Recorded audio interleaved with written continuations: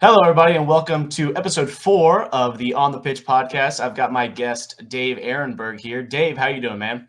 Doing great. Thanks for having me. Yeah. For the people that don't know you, let's talk a little bit about your pathway, how you got into coaching, and talk a little bit about your playing career. So, where are you from? Well, I'm from St. Louis. Grew up, went to Ladue High School, which is actually where I'm coaching now.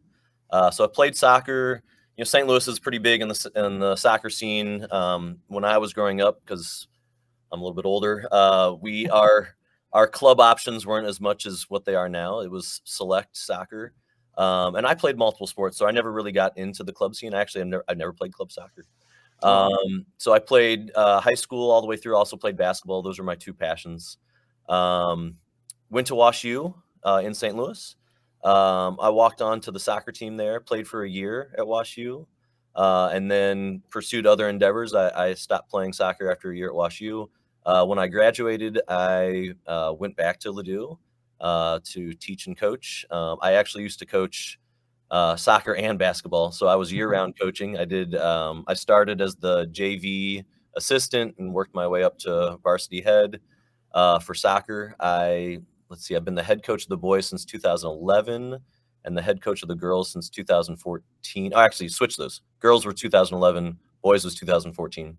okay. Um, I was coaching basketball up until I started having my own kids Hmm. in 2013. So there was probably about 10 years where I was year-round coaching Wow. and teaching. So that's kind of my coaching background. Yeah.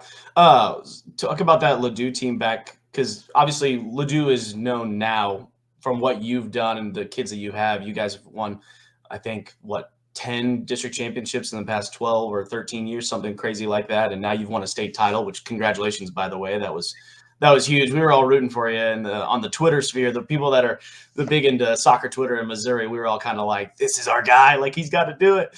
So, this episode is brought to you by crooksimage.com. Jeremy is a Kansas City based photographer who does just absolute amazing work, right? He can do anything, whether it comes to your senior photos, engagement photos, or even if you want to just take photos of your little dog. I mean, right here, this is my dog Quinn. She's absolutely amazing. Look how beautiful he made her look.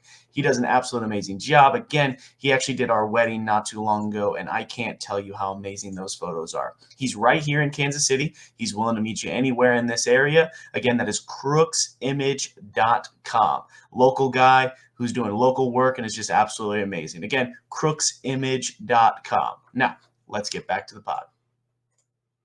Tell us about, what was that Ladue team like back in the day? Because I'm sure with soccer. I mean, when did you graduate high school? 99. Okay, so that was obviously back in the 90s, 80s, 90s was like the prime time of like Slew, DeSmit, all Yeah. those guys kind of just winning all the titles. What was it like? What was soccer like back then whenever you were playing? So, you know, going to a public school in the 90s like I did, you were second class, second tier. Basically, all the kids that were very good at soccer went to the private Catholic schools. So, Mhm. the CBCs, the DeSmets, Vianney's, they were the powerhouses, Chaminade's. When I was around, um, on my high school team in the 90s, I mean, we were a competitive team, but I mean, the teams that I coach now would have killed the teams I played for Mhm. back in the day. Yeah. I think we would have, maybe one or two kids that played club. Most of us were, what you would consider, I guess, rec players that, just played during the soccer season. Mhm. So it was a very different team than what we have currently at Ladue. So you said like back then there wasn't as many club options. What you said it was like select. So was it almost like one team was like a select team of all the high schools there? And Right. I mean, there was like Bush. Bush was out there. That was the premier select team in St. Louis. So you could, go out and try out. Mhm. I do remember there was a couple other select teams that were bubbling up when I went to high school. I got asked to play. There was a club team called St. Louis Select that was kind of starting in my high school days. But I liked playing basketball a ton too. And so if Mhm. you chose to play for your select team, that was a year-round commitment, Yeah. and that was not something that interested me.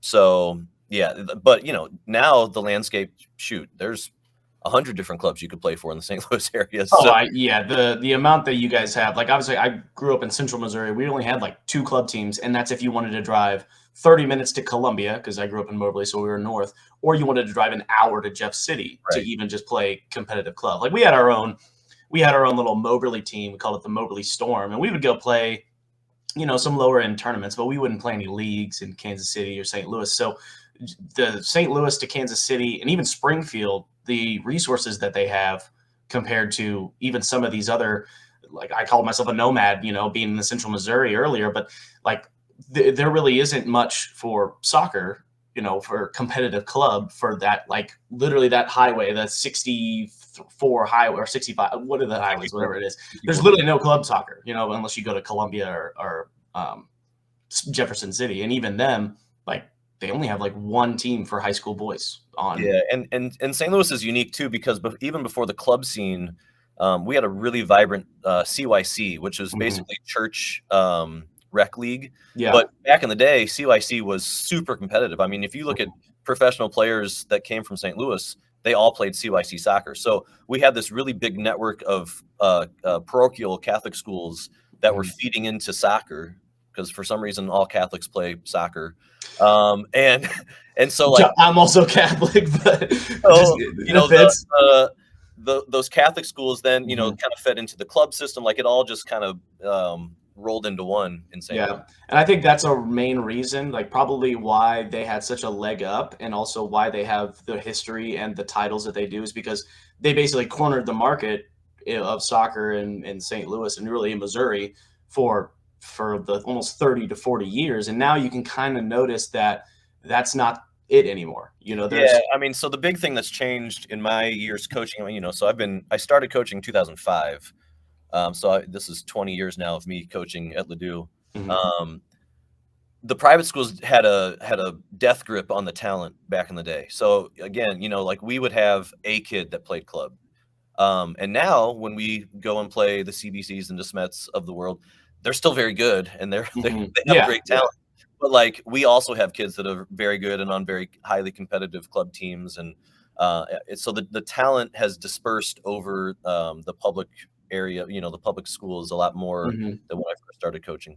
I'm sure there's quite a few people that, the old guard that probably don't like that. They probably feel like the talent is too stretched out in St. Louis, probably because now it's not like you had 3 or 4 super teams. Now you got 10 teams that are really competitive. A lot of people probably think that that's a bad thing. I mean, I'm sure you love it because you're a public school coach and public school guy, and so now you're not having to, lose as many kids as you used to the CBCs or the Smiths or Vianney's Right. or even the John Burroughs, which isn't even a Catholic school, but they've been so good the longest time, and they're right in your back door, right? They're pretty much in your same town. Yeah, Ladue's an affluent public school, and so, we lose a lot of kids to private schools. When we play Mhm. Burroughs, half their roster I taught in middle school. So, Wow. I mean, it's yeah, that's it. We lose a lot of players to private schools. I will say, and and this will probably come out in our episode here today. I don't love getting into the public-private thing. I think there's a Mhm. lot of people, and I come from public school. There's a lot of people that see there obviously are advantages to teaching and coaching at a private school in terms of Mhm. recruiting talent. At the end of the day, kids are going to go to a successful program because kids want to see success. Yeah. So you're seeing public schools that are rivaling private schools now. And when I've Mhm. talked to private school coaches, I'm friends with many of them. I think they enjoy the challenge of it now. I mean, honestly, the fact that a public school can beat a private school, I think, has kind of recharged their batteries too. Like, so Mhm. there's more. The old adage of iron sharpens iron. Like we Mhm. we play almost every big Catholic school in the St. Louis area now. And if I had done that 20 years ago, those would have been mercy games. And Yeah. now those are games. Like we beat CBC last year. Mhm. Like we beat Vianney in the state championship. So um, that's all. That's good. That means the competition level has risen across the board. And at the end of the day, that's what matters. We want the competition to rise all over the state of Missouri. Yeah. Do your boys still, and I guess your girls too, do they still get that buzz beating a private school? Like, I 100%. I I Yeah. know when I was growing up, we had, Helias, which is right there in Jefferson Yeah. City, and back in the day before when it was 3 classes, they used to always be in our district, and so it was like Moberly versus Helias used to be always the district championship game. Most of the time, Helias won it, and so, basically one of those things is anytime we played a private school, it's like that's our World Cup, that's our district championship, that's our state championship game. Like you can go 0-18, but if you beat Helias or another private school, it was like the greatest thing ever. You know, it was. Do your boys still kind of have that feeling? Yeah, and I think even though we talk about how the talent level has dispersed, um, the private schools are still the favorite team. Like we're Yeah. still the underdog. So when Hmm. we took down CBC in the first game of the fall this last year, I mean that was huge. Our kids were celebrating like we had just won state, and Yeah. uh, because there's always a little bit of the public school chip on your shoulder that you want to beat the private school. So Oh yeah. that has not changed over the years. And I don't think I honestly, even with this, later on generation of kids, I don't think that's ever going to change. No. I think public school kids are always going to have a chip on their shoulder that, oh, this kid's got money and they get to have all this fancy stuff, and then you can still all it takes. It doesn't matter. They can have all the best equipment, the best facilities, the best jerseys, whatever, best bags. Okay, cool. They still got to put a ball in the back of the net. It don't That's right. matter if mommy and daddy got money. It matters if whoever's on the pitch, 11v11, that's all that matters. So I love that. That's so cool. That's so good for your guys that they got a chance to. I mean, who all? So you beat CBC this year. Who else did you play We this beat year, and we how'd you beat do? Burroughs, Mhm. we beat Diani, St. Dominic smacked us around, actually, that was probably our worst game of the year. Yeah. Let's see, we didn't play Chaminade this year. DeSmet's on our schedule this next fall, but we didn't play them in the last one. Nice. We play MICD. I mean, our entire schedule is probably half private schools, and I Yeah. kinda do that on purpose. My One of my main goals as I was building the program is, slowly trying to play all the private schools that were near us, Hmm. and it's, a little bit of a recruitment tool, like, my kids have choices, and Yeah. so if they can see that we can beat the private schools, maybe that makes them think twice about leaving Ladue. Yeah, it's like why if we're better than this team, why would I leave? Yeah. If you've and here's the thing, winning that state title, there might be somebody at Burroughs that says, I live right here. Why am I, why they're probably not, but you know what I mean? There's some kids who are like, hey, The kids that why are we the kids that are already gone are gone, but yeah, the middle school kids that are trying to make the yeah, decision, I think that yeah. I mean, that does play a role. Again, kids I mean, this is not just kids, humans, we wanna be in places that you can be Hmm. successful, so, Oh yeah. um, I think obviously being competitive and winning, helps breed more success. Oh, absolutely. So before I was at Moberly and I coached there, I was the head coach there. I was the assistant coach at Fulton, Missouri. So right there where Westminster and William Woods is. That's where I played. I played college there at William Woods. When we started off as the coaching staff there, me and Joel Henley, he was the head coach. He's at Cap City now. So I don't know if you ever make it to the Central Missouri area, but yeah, that's actually a very very good program for the Central Missouri Right. area. Yeah. But they when we started off at Fulton, I think when we took over, they had like a 4-18 season. And then when we took over, we went 3-20. The next year we went 3-20. And then we went 1-23. And it literally just felt like we kept losing athletes after athletes to Yeah. football. The Fulton football team is also not very good. Like they were winning 1, 2, 3 games, but they were still playing in front of 1,000 to almost 2,000 people every Friday, even though they were bad. So you still had that like the kids were like, why would I have to go play 24 to 20 games and lose 18 of them or 20 of them when I can go play one a week at Friday and then we may potentially lose, 6 of those. So we were just constantly losing kids, losing kids, losing kids.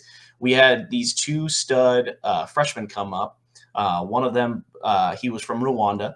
He's at Westminster now, and I think Jaden's at Westminster now too. But we had those two come in, and it completely changed the whole entire team. We started winning games. We actually wound up going 16-7 that year and winning a district title.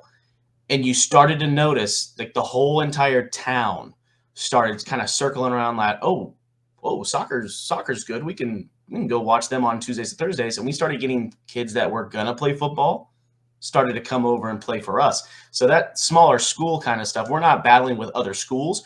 We're kind of battling for athletes Other sports. for other sports. And so we started to notice that once we started winning games, and we won a district title, and then then we had a 15-8 season, and then we had like another winning season. So we just started to notice that when we were winning, people wanted to be a part of it, and kids wanted to join. We were starting to get more middle schoolers. I mean, we didn't even have a JV team for 3 years, and then all of a sudden we won a district title, and then I was the JV coach. All of a sudden I had 20 JV guys in a small school like Fulton, which has a smaller enrollment than Moberly did. So I totally understand that once you start winning, you get kids. When I started coaching on the boys' side, we would get, it was pretty normal to get maybe 40 to 50 kids to come out for soccer. We're to the point last year, I think I had 108 come out for soccer. Yeah. And our football team gets maybe 60 to 70 kids that are coming How out. is football there at Ladue? Football's good. I mean, they won state back in 2018. They're competitive every year. So it's not like it's one program's bad and one program's good. But again, I think a lot of kids have seen the success on the boys' soccer side, and they want to be a part of it too. So yeah. Talk to me a little bit about. So you went on to Wash U. So obviously you're really smart because you were able to get into Wash U. But back in the day, maybe. You talked about how you walked on for 1 year and then you decided it kind of wasn't your thing. Tell me about that year. But was there something that kind of irked you about the coach, or maybe you just kind of realized that you didn't have time for it? Tell me a little bit about that. I realized I wasn't good enough. That's what I realized. Hey, at least you're honest, man. You're honest. I mean, again, my soccer background was I don't try to fluff it up. I was essentially a rec league player. I played high school, and I was a really good athlete.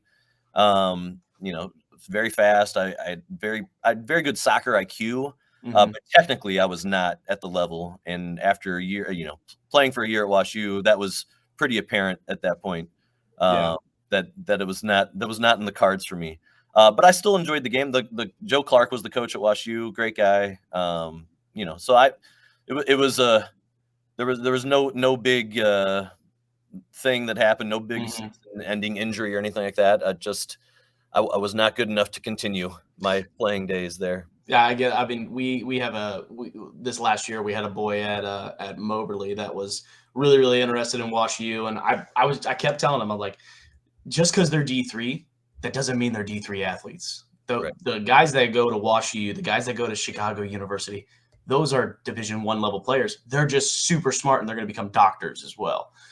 So it's one of those programs that's just. It's so tough to get into. It's D1 athletes that just didn't want to go to D1. They wanted to they want to have some time to focus on the education part of it and all that. So, but hey, I love how humble you are with being honest with your career. And I'll be honest too. I played NAIA at William Woods. I probably wasn't an NAIA player. I mean, not a starter or nothing. I got a couple of minutes. I still hold one record at William Woods, and it's most saves in a game. And I think we lost that game like 4-3 or something in overtime. And I'm like, I did everything that I could do. I was a goalie, so there's only so much you can do if you're getting pelted. I'm pretty unique as a coach in that I don't have deep roots in soccer. I don't think there's a lot of coaches that didn't play club, or if you look at my personal accolades, there's nothing that impressive with me as a soccer player. But I've just kind of grinded as a coach to done what I can to learn from my peers, and gone to lots of different coaching clinics to become a better coach. And at the end of the day, coaching is all about just relationships and absolutely. Making sure that your players are getting better as humans and players. So but there's no big pedigree behind me. So me too, man. Me too. So obviously you coach two sports. You coach the boys and the girls.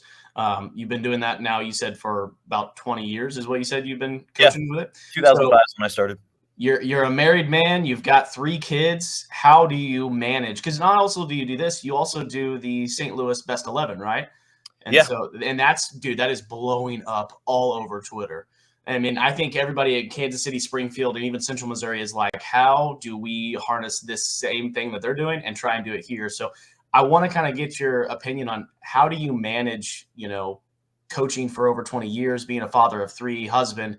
how do you manage it all? What are some of the, are you hitting one away right now? Is one of them? We're about to have a little fight right now between two of my kids. Hey, switch it right now. Switch it right now. You don't get this on any other podcast. It's full-time duty. So yeah, just kind of tell me how you manage all of what you do. So it starts with my wife, who's very patient and kind of knew going in the challenges that come with being married to a teacher and coach. We have, from the teaching and coaching side, it's a job that doesn't stop when you leave the classroom. It's a job that doesn't stop when you leave the field. So during the season, there are times where I'm not going to bed till 1 a.m. Soccer seasons are tough, and so finding a way to do a little work family balance is key. I will be honest, at the beginning of my coaching career, I did not do a good job with it, and it's something that I've had to get better with over time. I mean, I used to, again, because I probably some personal insecurities, I wanted to make sure I was going to be the best coach ever. And I knew I didn't have all this soccer background. So I did everything. I was scouting every game. I was gone a ton during the soccer season, and I've cut back a ton on that kind of stuff to make sure that I value my family time a lot more as I've gotten older. So yeah, finding that balance is the key for sure. And then at the end of the soccer season, I typically, towards the end of the soccer season, extra things are out the window. Like there's that because like I was asked to go to a city game the other day, and I'm like, soccer season's at the end. Like I can't do anything else except family time here. Yeah. As I focus on, getting back with it. There have definitely been some, I wouldn't say arguments, just loud conversations with my fiance, but now wife about, and just me being a head coach in a smaller school like Moberly. I mean, I'm not gonna lie, I devote so much time to it. I'm doing the social media stuff. I'm looking up drills. I'm looking up practice plans. I'm doing summer stuff. It's a constant. It's a grind, man. It's a year-round thing, and it never ends. And of course, you go to bed and your mind's racing about like something that happened in a game or something you need to fix, or maybe there's some drama going on in your team, or a parent who's said something stupid and now you're mad about it or angry. So there's definitely been some times where I didn't focus on what was important, and it's not only your own mental health but also the mental health of the people that are your family, obviously like your mom and dad and your wife, fiance, if you got kids. And I will tell you, big advice from me to you, try not to let the game affect your home life. I mean, I remember after a loss, I was miserable to be around when I was younger. And now when you've done it long enough, losses are going to happen. And a lot of times you realize that a lot of it's out of your control. So, but as a young coach, my gosh, those were tough days after a loss going home. And I could not separate the two from the coaching and the family side. That was really rough. Yeah, that's definitely something that even now that I step away from being a head coach and I'm going to go be an assistant a little bit, it's kind of a big weight off my shoulders. Yeah. Because the last 3 years, and it's also my hometown school. Like I grew up in Moberly, you grew up in Ladue. So there's a little bit more when it comes to it pulls on your heartstrings when they lose, because it's not just the team losing, it's your school losing. It's you're an alumni, so you still have that deep rooted connection with your school. So it hurts more whenever you lose when you're the hometown coach. And so now that I'm stepping back and I'm becoming an assistant coach for a little bit, it's a little bit of a weight off my shoulder, because now it's like, I don't have to deal with all the parent emails. I can just go out there and coach. I can just go out there and do the fun stuff. That's right. I don't have to worry about the BS that comes with being a head coach right now. Do I want to be a head coach? Absolutely, dude. That's the dream, right? But I'm going to get to go learn from another coach for a little bit. Coach Farmer, who took Park Hill South all the way to the state championship 2 years ago, lost to Rockhurst, should have beat them, gave up some weird goals, and I just feel heartbroken for those kids. But that's going to be great for me just to sit back and watch and see how he does things. And also that I'm going to have to learn to deal with a bigger program. You're dealing with Moberly, where if we have 30 kids come out, all 30 make the team. Well, that's basically how it goes there at Moberly. Park Hill South, I'm assuming they're probably going to have the similar numbers that you have, 60, 70, 80 kids come and try out. And we got to break 30 kids' hearts because we don't have enough, to take it. So that actually, just a quick before we go on to the next part, I do want to kind of talk to you about that a little bit. You said you had 108 kids come and try out. Yeah, that's right. How many do you take on your roster? I think last year we had a 77 between the 3 programs, and I keep Wow. pretty big Yeah, teams. that's big. Varsity we keep big, and again, I tell a lot of the kids that are at the bottom of the roster, like, Mhm. you're here for the experience a lot more. So if you're player 19 through 25, that might be something where there's going to be games you don't play, but Mhm. we work kids in throughout the year. We played 24 games or whatever in the season. Yeah. So I'm pretty upfront with them. And they need to make the decision if they want to be part of the experience or not, because obviously you don't want to have a player number 24, as a disgruntled member of the team. Yeah. Our C team, I don't like cutting freshmen, so we try to avoid it as much as possible. So we keep the C team pretty big, Mhm. low 20s, and then the JV team is smaller because that's kind of our developmental one. So we might try to max out JV at about 20. Do you bring those bottom varsity guys and let them play some JV, or do you Yeah, just we do strictly some. keep them? No, Okay. there's a lot of kids that will swing, Mhm. unless they're seniors. But yeah, so it's pretty normal in our program for juniors to play some on JV. Mhm. Um, I every year I've had juniors that were straight JV that then make varsity as a senior. So when you have a big program like this, like it's tough to make varsity. So Yeah. as we've really gotten going here with the numbers, like I might have one freshman make varsity every couple years. Like it's Yeah. very tough to It's do. gotta be like a really, really special player that comes Right. in and makes that team. And that is physically able to handle, the rigors of varsity too. It's a big How do game. you tell those 33 other kids that didn't make the team, how do you go about doing that?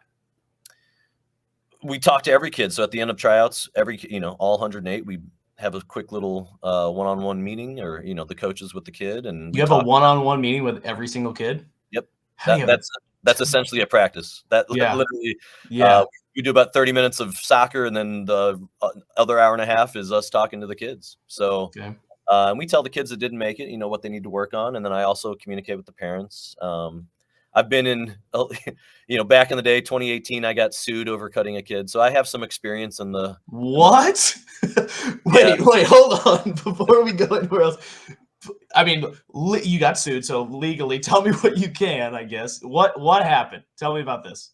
So in 2018, there was a kid that got cut whose parents sued the school district for him getting cut, and basically they were trying to get him on the JV team. He was a junior, Mhm. and he got cut, from the program. So their claim was that there was ageism because he was a junior. He had kind of aged out, Mhm. and like couldn't play JV because he was too old to play JV. It actually became a federal court case, so it was a civil rights court case. What? I had to testify in federal court on basically my cutting philosophy and my program philosophy. Yeah. Um, and the judge sided with me at the end of the day, which it would have become one of those landmark cases, really, because had the judge gone the other way, you probably wouldn't see cut sports in high school anymore. Yeah, they probably wanna get rid of that entirely. Because essentially it would be saying, anyone that gets cut is going to be up for judicial review. Like, did you cut this person for the Oh right my reason? gosh. So I mean, that season was kind of a nightmare in terms of my focus was on this case throughout the season instead of being on the team. And Um, that year, you guys won a district title, yeah, we right? did. 2018, you guys went like 15 and 11. So Yeah, I don't remember the record off the top of my head, but yes, we I'm won. omniscient, so I got it right. I don't want you to think that I'm like, oh my god, this guy's a stalker. He knows all my records. I literally just have Yeah, it pulled up right we here. did win. We won a state title that year. We had a pretty good team. I mean, so again, it's hard to make our team, and I'm never out there to break kids' hearts. That's not why Mhm. we go into coaching. But it was a messy situation. So, I have a very interesting background when it comes to I've done a lot of things that coaches have not been involved in terms of federal court cases. That case was national news. I mean, Good Wow. Morning America wanted me on their show when it was coming out. I mean, so it was Jeez. being run in every major newspaper Wow. in America at that time. So like when kids Google Dave Aronberg. Well, there's one guy that's like a state senator in Florida, Uh-huh. and then they'll come across all this stuff where I've been sued. So I'll have 6th graders that'll like look my name up. Oh man. Mr. Aronberg, you were sued? You were in court? I'm like, yeah. So Yeah, it's whatever. I've been sued. It's cool. yeah. Oh man, oh my gosh, and that's just so crazy too because their parents are more. It seems like let me take it back. Rule 1 second. There are amazing parents out there that are 1,000% still supportive. The coaches first. They're not going to side with their kid every time that the kid has a problem. They're going to say, "Hey, what did your coach say?" Or "Did you talk to your coach?" Things like that. Right. But the problem is that the really bad parents are the ones that get all the clicks and get all the views, and you see it all over Facebook of parents getting in fights or yelling at coaches or emailing coaches and things like that. And just to hear that one of them has even gone on to do that to a coach is just mind-boggling to me. And I hope that didn't set a precedent for like other parents, around the country to do that to their coaches. Well, I'm no, sure there's other crazier stories. I think it probably, because the judge ruled the way that they ruled, I Mhm. think that it kind of put a stop to that. But I will say, I learned a lot of things from that process, obviously. We keep pretty objective stats on our players in the Yeah. evaluation process. So, I think that was a big thing, is to make sure that at the end of the day, soccer is very subjective. It's Mhm. not like, sometimes I wish I coached a sport like tennis or wrestling where you think you're better. Okay, beat them, So Yeah. Yeah. those are easy conversations to have with a parent. At the end of the day, soccer is a subjective Because criteria. what you might like or what you might like in a player could be completely opposite to what they want because there's so many different styles, Right. tactics. It's such a fluid game, and it's so hard to just pinpoint. Are we having a possession team? Is it a direct team? Yes, Do I yes. want physical? Do I want speed? Mhm, Like there's mhm. all sorts of things.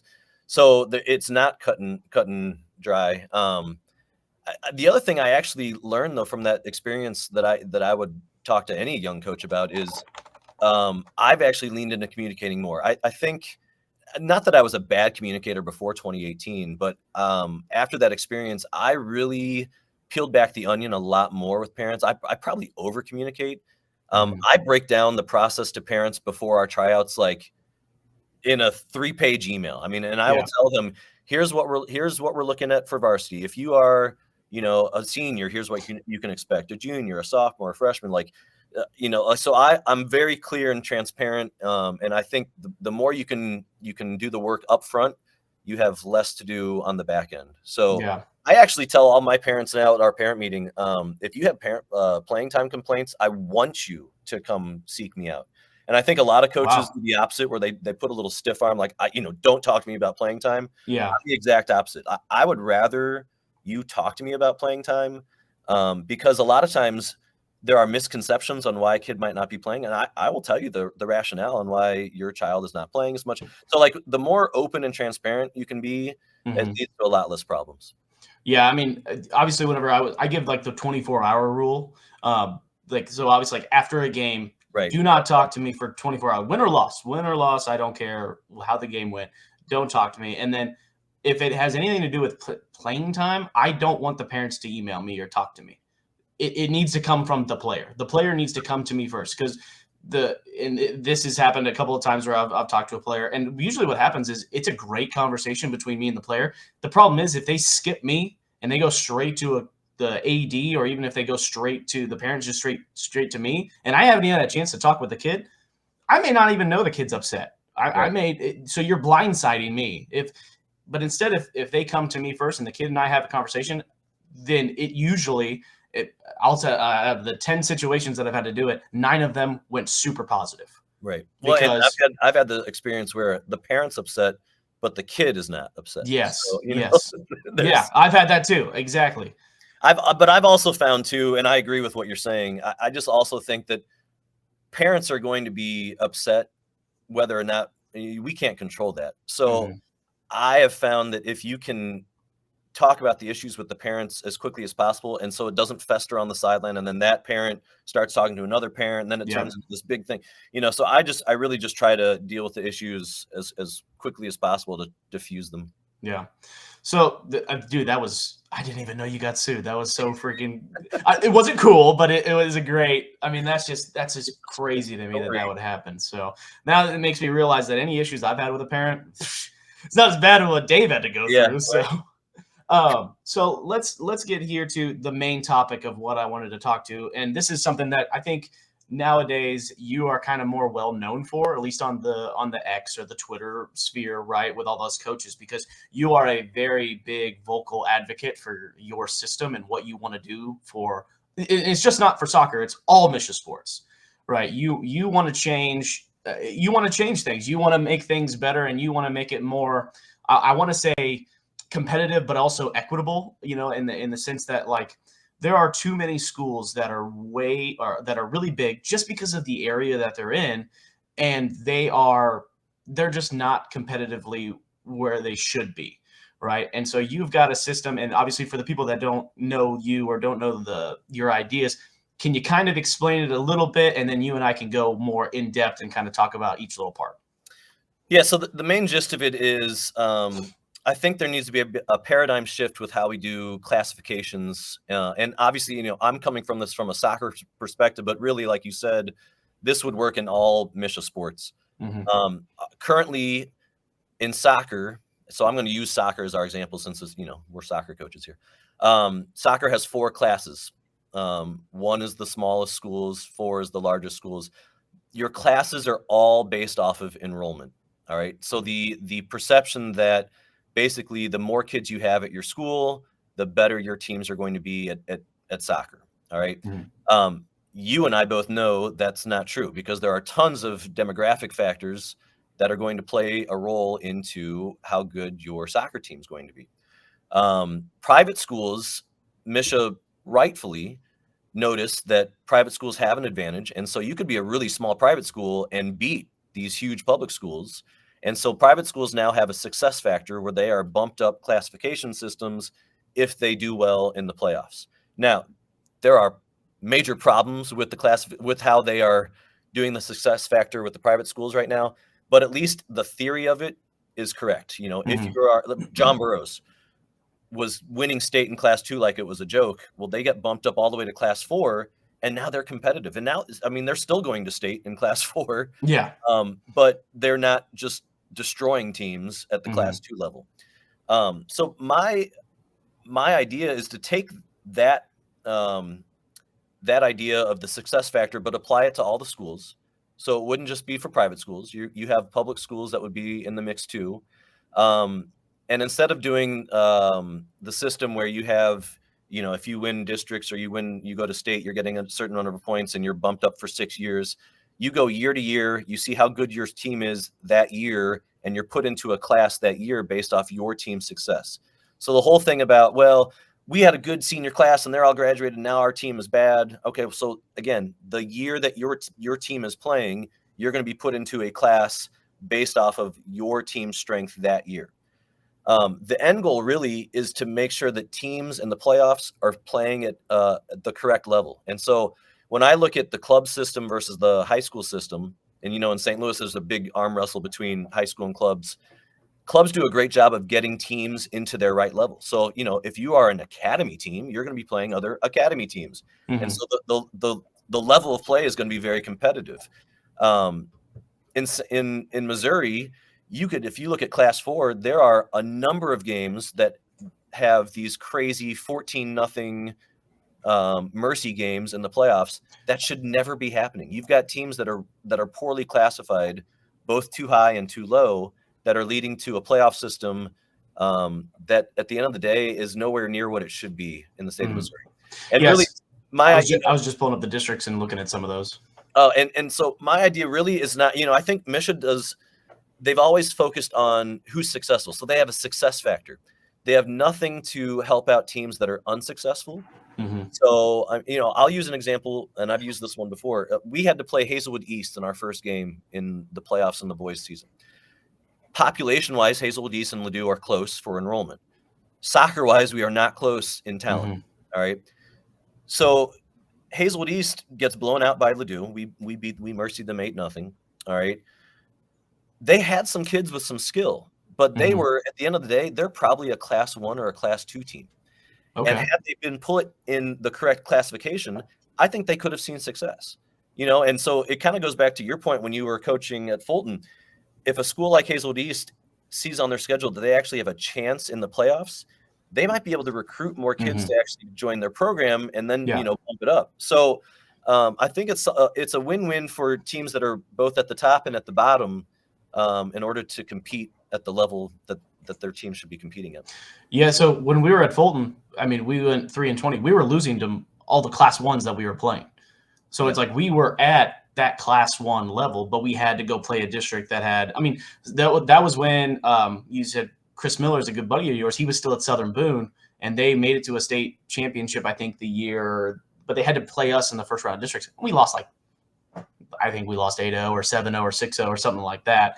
But obviously, because of our enrollment, we had to be in that district. There was no way for us. I mean, there's no way for us to move down unless we had like 100 kids leave the school, and that's just not going to happen.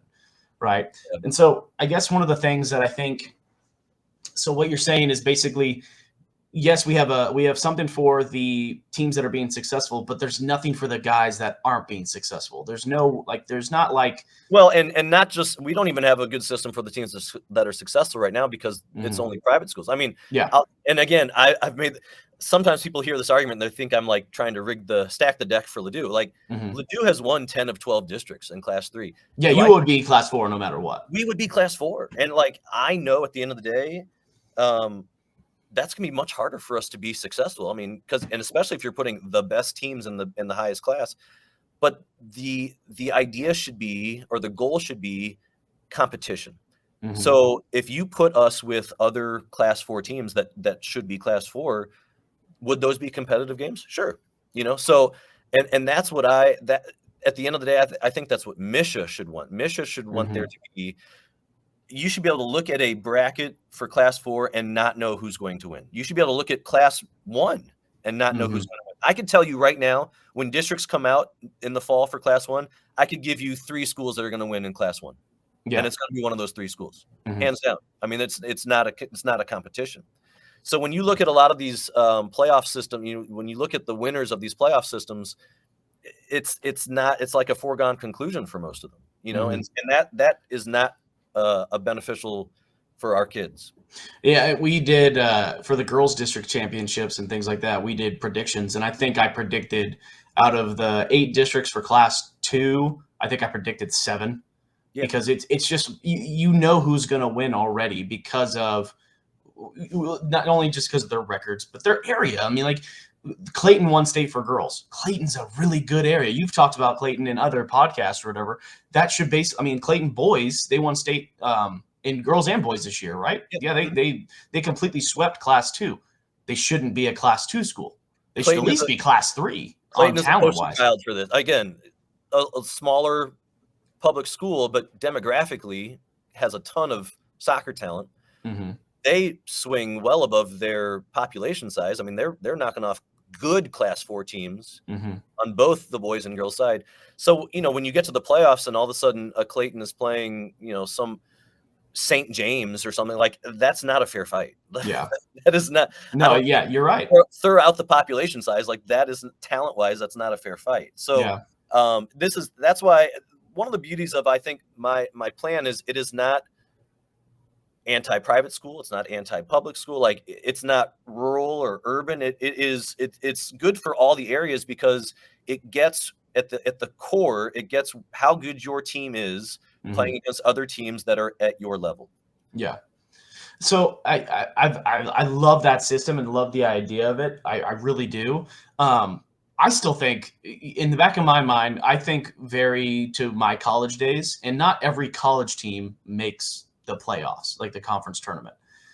Do you think, I mean, and this is, I'm going a little bit away from your system just kind of because I had an idea in my head with it. What if, do you think MSHSAA would ever, I don't think they would because they're more focused on everybody gets a chance and there's always the underdog story. There's always the upset.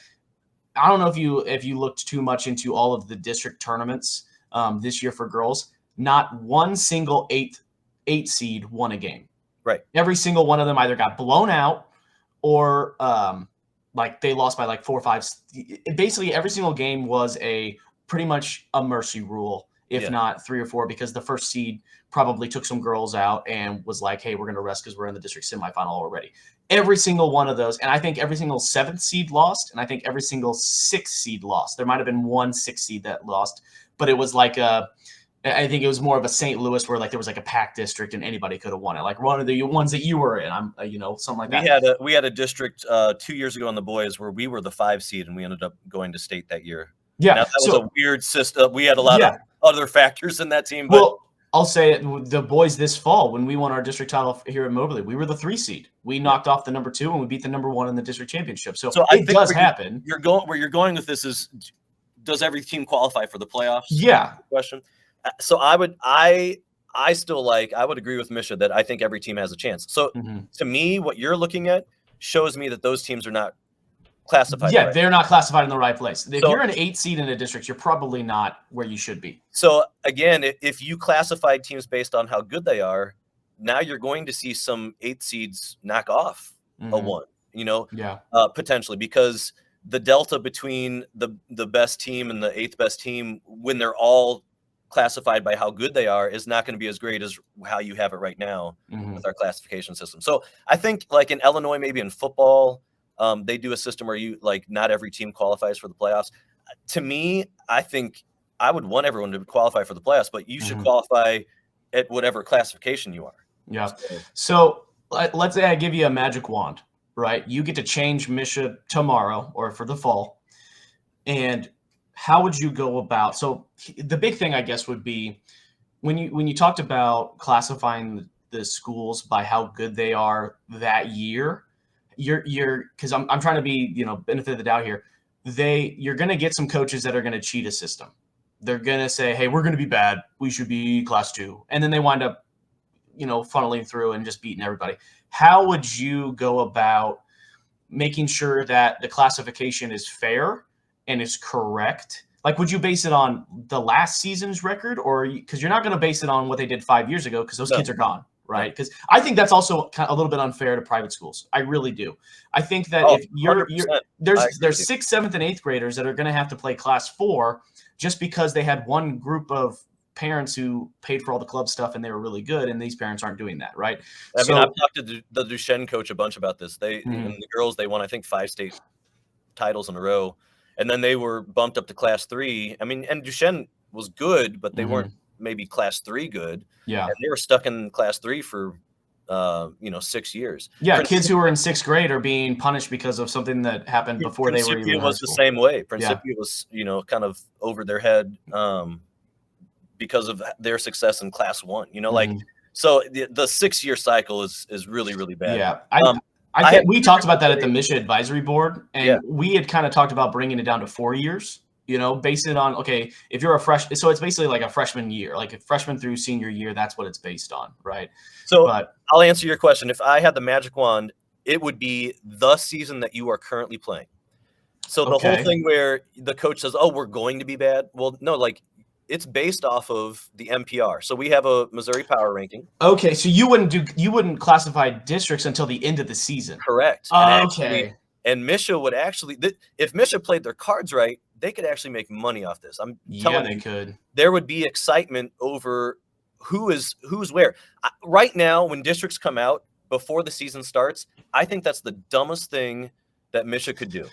Because, and I've got words about this. What'd you say? I can talk about a whole podcast about how much that pisses me off. I've had years where maybe we've had maybe an average team at Ladue, and the districts come out and we're in with St. Joe. And I'm like, okay, well, our season's over. Dude, yes. So it doesn't, and at the end of the day, there's nothing that I can do that year to get away from St. Joe. The districts have been set, everything's been set. Your schedule's set, you can't change your schedule. The regular season becomes meaningless because of how districts are done right now. So if I have the magic wand, you play your schedule about 2 weeks before the postseason, you look at your team's power ranking, and then based off of that, you're classified class 4, class 3, class 2, class 1. All right, now, it still would have to be regional. There's no way to get around the regional aspect because of travel. So Misha's already done the job for us. I mean, districts 1 and 2, that's the southeastern part of the state. So those districts, like those teams would be classified Class 4 through Class 1 if you're District 1 and 2. 3 and 4 are, mostly St. Louis, but also reaches up into the north. Yeah. And then the 5 and 6 is your Central Missouri down into Springfield, and then your 7 and 8 is the KC area for the most part. So those regions, out of those regions, you would take your top 8 teams. Those would be Class 4 teams. Then you take your next 16, that would be Class 3. The next 16, Class 2. Now, my, again, magic wand proposal, I would keep Class 4 as the smallest class. Okay. I think that the delta from your best teams, like if you went 1 to 64, still a pretty wide gap. Yeah. If you go 1 to 32, it's not that wide anymore. Yeah. Not that wide anymore. And you're going to see very competitive Class 4. By the way, they do this in football already, so this is not a pie in the sky idea. Class 6 in football is the smallest class for a reason. Same thing. The delta is smaller. And then you would have everything shifts down. The next 64 teams would be Class 3. The next 64 would be Class 2. And then the bottom 64, Class 1. All right.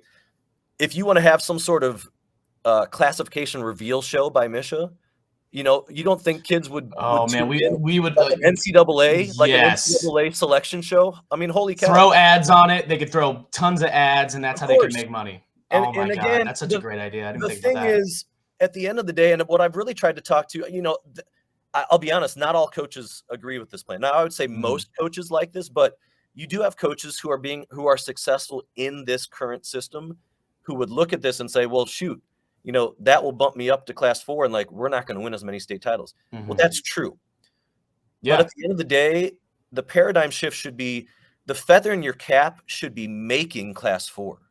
Or if you're a smaller school, maybe the feather in your cap is, man, I hope we can get into a Class 3, or I hope we can get into whatever. And then you're in with a bunch of schools that are at your level, and then put the chips where they fall.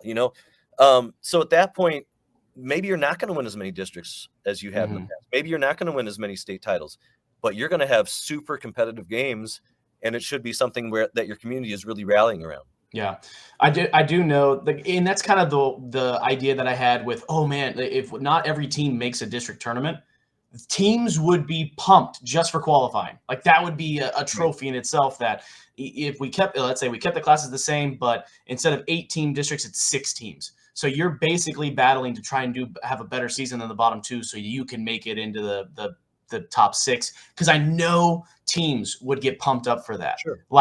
And I don't know how they would do it. They probably have to base it on wins and losses, but not everybody plays the same teams. So you'd have to do some kind of ranking or point system, that, hey, this team went, let's say they went 5-11, but they're playing all Class 4 schools as a Class 2. They're going to be a 3 seed because of points or something like that. You can have kind of like how football does. Like football has their own point system, for playing bigger schools. That kind of brings you back to the NPR that we use. Yeah.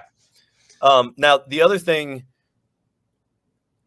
that I think could be something really fun. I've kind of toyed around with this idea too. I think conference play has become kind of meaningless. Conference is a way for ADs to fill out their schedule. That's what it is. It is. You get your games because you're conference. Guaranteed games. Yeah. If you really wanted to make the regular season matter and make this something, your conference would be your region, your class region games. So this would go. Yeah, you and I have talked about this. So you would have, take this year's team.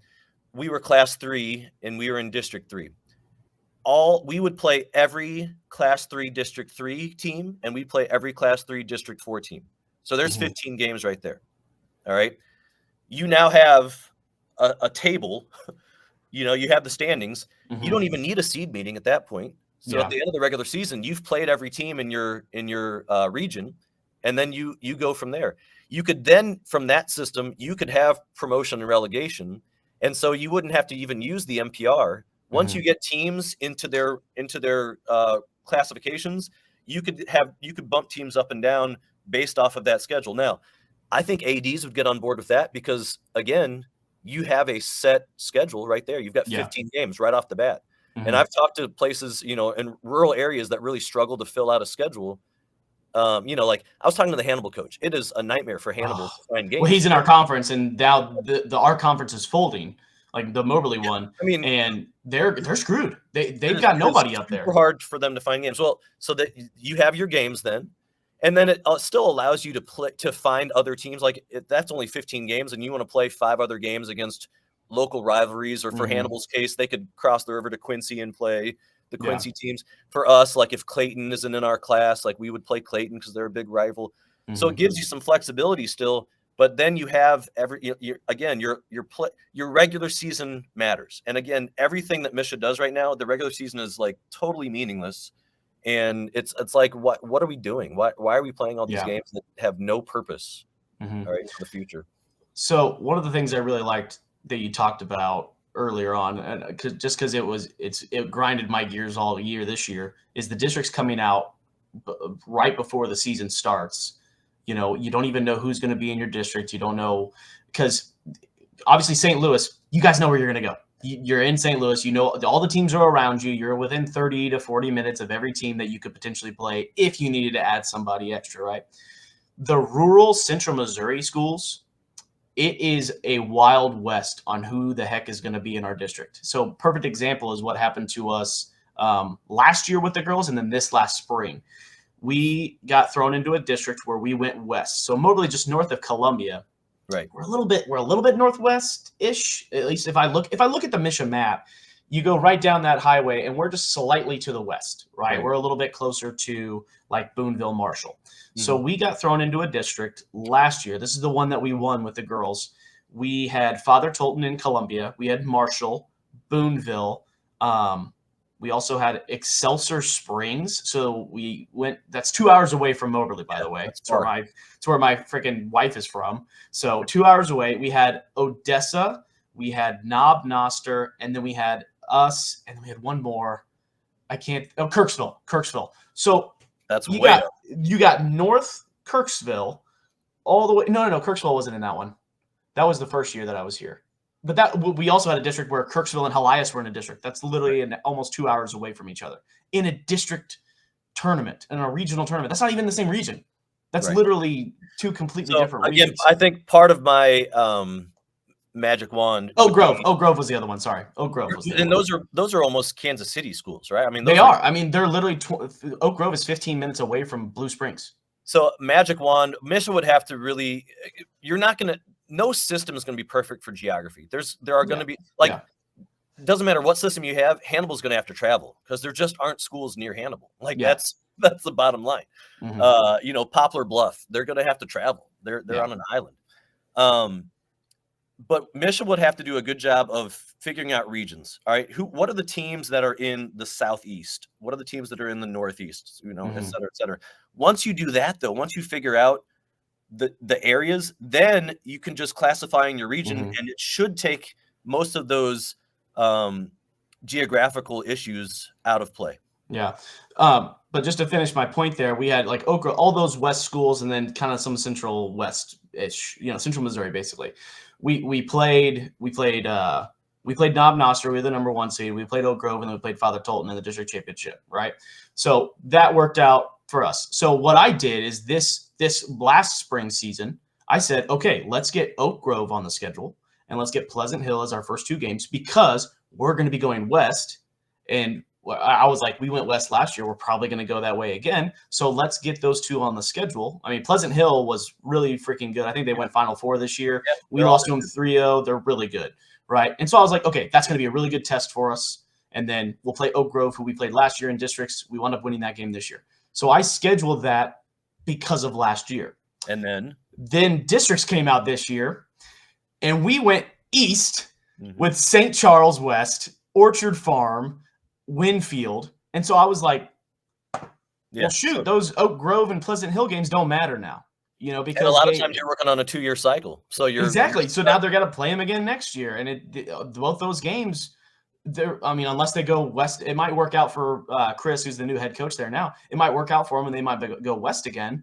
But us the Central Missouri people, we're in limbo. We have no idea what the heck is going to happen because we don't know what our district is going to be until literally the day before the first game of the season, which is just a terrible way to do it.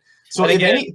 The current system just does it throws out the meaning of the regular season. Mhm. So, I mean, I've had districts where I knew when the districts came out, we were going to win because just looking at the district, like, Yeah. so you could, it's a lottery system. Like sometimes you get lucky and sometimes you get unlucky. And I Yeah. feel like a lot of coaches kind of struggling like, well, hopefully, we get lucky. And I'm like, well, Mhm. why do we want to base this on luck when we don't have to base this on luck?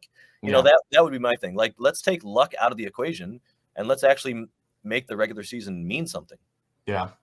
So it just wanted. I mean, it pissed everybody off in Moberly basically because we were prepared to be. And what's crazy too is the district that we were in last year happened again. Like it was literally the exact same district. It just changed one school, and it was Southern Just you Boone. guys, right? And Southern Boone is farther east than we are. Right. So like if you look on the map, it would have been like this. And Misha should have hit Southern Boone before they hit us if they're going, because basically what they say that they do is they go from right to left across the map. And it's literally just a radar that, like, when it hits a town, it just beep, beep, beep, and then it just puts it into districts as it goes across. So it made no sense that we had to go east whenever Southern Boone was. I don't know. It was. And we haven't even talked about the discrepancy in the districts where you can have a district that has. I mean, I've been in a district that had 5 top 10 state teams because they don't look at the rankings. They don't It literally is just geographical. Yeah. And then you could have another district where the team wins with a losing record. I mean, so again, the current system, there are so many flaws in the current system. Mhm. And I think one of the issues, for making change occur, because soccer coaches, it's a transient job. Like there aren't many coaches that have been here and like been around for a long time. So you've got young coaches that don't know any better. Like they don't understand what the pitfalls of the system are until they've actually coached for a while. And then you have people that have done it forever that just kind of accept like, well, it is what it is. Can't So change it. it's hard. It's hard to get that change. I think a lot of people agree that it's not good, but when push comes to shove to actually try to change things, there's a lot of apathy or just lack of knowledge that you could actually change the system. Yeah, and I think Misha always goes in with it's their classic phrase. Well, NFHS does this, so we can't change. We're tied to NFHS. Then why are you even called Misha then? Just call yourself NFHS if you're just going to listen to them and do whatever they do. But that's the National Federation of High School Sports. We don't play the same style that they do in Hawaii or Alaska. Like we already do our own system. Why do we have to follow everything that they do when it comes to playoffs or knockouts or districts or whatever? So and also whenever they use that NFHS stuff or whatever, it's not true because Illinois does something different. Kansas does something different. So we can do our own thing. Don't get me started on how bad the Kansas system is, by the way. They make 16 games only is just so stupid. I feel bad for those kids. They don't even do a success factor for the private schools. So you literally have a private Bishop Miege, all of them just run They've won like 12 state titles in a row. Like, who is that helping? I don't understand. Bishop Miege is who it's helping. It is such a bad system that they have in Kansas. I don't know how that has not been even discussed over there. So I'll be more into the Kansas system now that I'm up here in the Kansas City area. So I'm sure I'll get plenty of information for you on how all that's run. But I have a couple of friends that coach in Kansas and they can only play 16 games, and a lot of their conferences are like 9 or 10 schools, and so they can't even play they can't go and play like a Staley or a Park Hill South or a Pembroke Hill and just to play them because they're kind of stuck in the way that they do things there in Kansas. I don't know why they do it that way. I don't know if it was because maybe back when soccer was starting in Kansas, there was less schools, or maybe it's more travel in Kansas because it's such a wide state with some of the schools that they have that they do that so that, I don't know, someone can get guaranteed games or something. I don't know why they do it the way they do. It's all messed up there. It is messed up. It makes Missouri look good. Yeah. So let's get some final points here. So obviously, like you said, magic wand. Let's say if we couldn't do the entire system, how you want to do it. What's one thing that you think that if we could do it tomorrow, what's one thing that you think, at least if we couldn't, let's say we couldn't do the whole classification and move all the schools, what's just like one little thing that you think Michigan could do that could just make it a little bit better? I think a no-brainer. Here's a no-brainer, and I've put this up. I mean, I don't think Misha likes me very much because I'm very loud. I'm surprised I haven't blocked you on Twitter. They probably do, actually. I'm very precise. And I'm not anti-Misha. I just think there are lots of things. They can be better. You want to improve them. Yeah. So I put this proposal up a couple years, and I honestly don't even know why it hasn't gotten more traction. I don't think if you're going to have the classification like you have right now, your region should be seeded, not your district of 8. So I would take the 16 teams in your region. It's like basically a mega district almost. So yeah, so you know, class 3 or district 3 and district 4 and class 3 has 16 teams. You would rank them 1 through 16. Okay. Then you would come up with your 2 districts that are going to they're going to have more parity. And so that would be the first thing I would change. That could be an easy fix right off the bat. So you would have a district that has like 1, 16, I don't even know what the 8, next 9, one. 8, 9, 4 and 4, 13, 5 and 12. So you'd have the 1 and the 4 in the same district, and then you'd have the 2 and the 3 in the bottom district. That's okay. Right. So you'd basically be a number 1 if you're the number 2 down in that district, you're basically you're the number 1 in that. Yeah. So then again, the regular season matters more. You're still regionally based because you're, geography, theoretically you're in the same geographical space. So you're not going to have one district that's totally stacked and one that's not. And let me tell you why it's a travesty they don't do it that way right now. Because of the success factor for private schools, what we're seeing private schools that are all lumped in one district.